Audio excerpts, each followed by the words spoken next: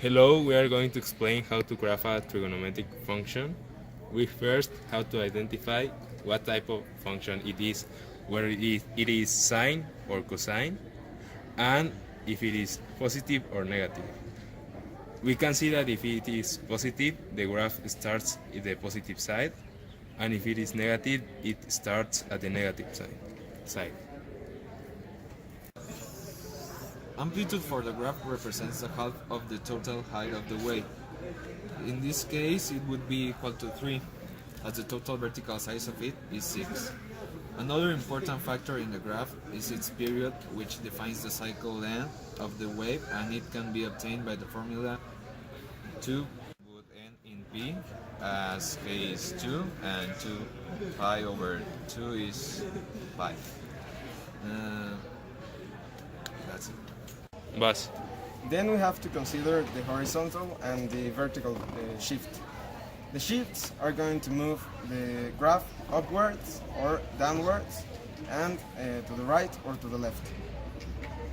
Letter B is going to move the graph to the right when it's negative, and to the left when it's positive. And C is going to move the graph up when it's positive and down when it's negative. Yeah.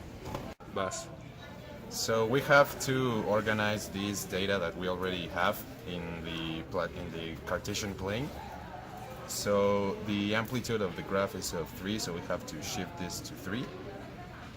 This value right here is the shift, the horizontal shift, that is minus pi fourths. This point right here, we got it from this part of the equation. We equal this to 2 pi, and the result is 3 pi over 4. And that's the total amount of the period. Now, this point right here, the middle point of the box, we obtained it by using the shifts as a point in the Cartesian plane. We put first the B and then the C, so we get minus pi fourths, comma, minus 1, and here is the point right here. And then we have to shift it 3 places because it's 3 of the amplitude.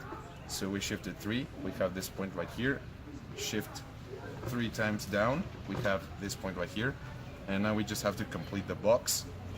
And because it is a cosine, we need to start from the top, and then we go to the bottom, and then we return to the top, and that's the graph.